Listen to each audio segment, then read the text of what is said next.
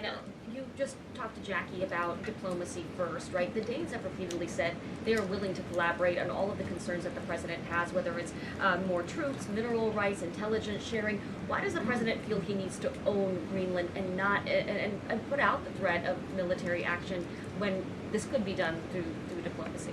Well, who said diplomacy isn't taking place behind the scenes, Dasha? I mean, the president is interested in diplomacy. His national security team is as well. And of course, he's always willing to pick up the phone for everybody and hear out their concerns. But the president is the president of the United States of America, and he's always going to be very clear about what he views as being in our nation's best interest. Reagan. Caroline, I have a question for you on Venezuela, and then I'd love to ask you about Minnesota and Tim Walz. Sure. On Venezuela, I'm wondering, does the administration hope to start sending more Venezuelan migrants back home or have them self-deport if the situation in the country improves? As far as I'm concerned, the policies of the Trump administration and the Department of Homeland Security have not changed. All those illegally present in the country are subject to deportation. And I would just like to add how we got here. The president was very clear on the campaign to the American public, and it's one of the many reasons they resoundingly reelected him back to this office, that he was not only going to crush foreign drug cartels, but that he was not going to stand by and watch as the illegitimate Venezuelan regime was sending illegal criminals and gang members and rapists and murderers to our country, which happened to the tune of thousands under the previous administration and president. And so there could be nothing more America first than this operation that took place last week.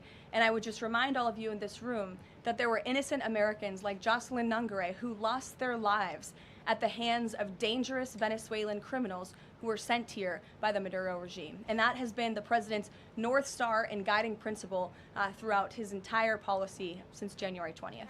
Tim Walz in Minnesota. Does the administration believe that Tim Walz potentially dropped out of the governor's race because he could be under criminal investigation? I don't know if there's a criminal investigation. If there was, I wouldn't be able to comment on it from up here, to be honest with you.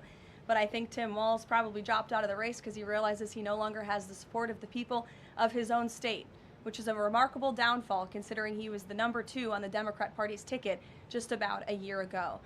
When it comes to Minnesota, the fraud that we have seen, the wide scale of fraud is really remarkable. It's egregious. I would encourage every single journalist in this room to go to Minnesota and to cover it yourselves.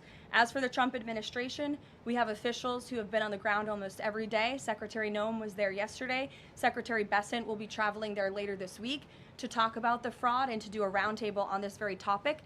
And I would just like to leave you with an update. To date, the Department of Justice has charged 98 total defendants in several Medicaid fraud and related case programs.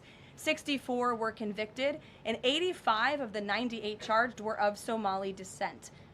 The DOJ has also issued over 1,700 subpoenas, executed over 130 search warrants, and they have now added more attorneys to their office there to absorb the case flow. DHS is on the ground going door to door conducting large-scale criminal and HSI investigations. They have also sent approximately 2,000 agents to Minneapolis to assist with law enforcement and immigration enforcement. As I said, Secretary Noem was on the ground yesterday. The Department of Health and Human Services has also begun requiring a justification and photo evidence for all child care related payments nationwide, and they required Minnesota to conduct a full audit of all child care centers. They also froze $185 million in funding to Minnesota. And Dr. Oz, who was just here, also notified Governor Walz they're going to begin auditing Medicaid recipients and deferring payments on claims based on waste, fraud, and abuse. The Department of Labor is also conducting a targeted review of Minnesota's unemployment program. Department of Agriculture requiring Minnesota to conduct recertification for SNAP recipients, and HUD has launched investigations into the public housing. SBA has also suspended nearly 7,000 borrowers amid suspected fraudulent activity. So, with all of that, rest assured this is an all-hands-on-deck effort from the entire administration to get to the bottom of this and to ensure that the ripping off of taxpayers in the state of Minnesota, and it won't just be Minnesota, it'll be any state across this country where fraud has taken place, and we are protecting law-abiding, tax-paying American citizens. Phil.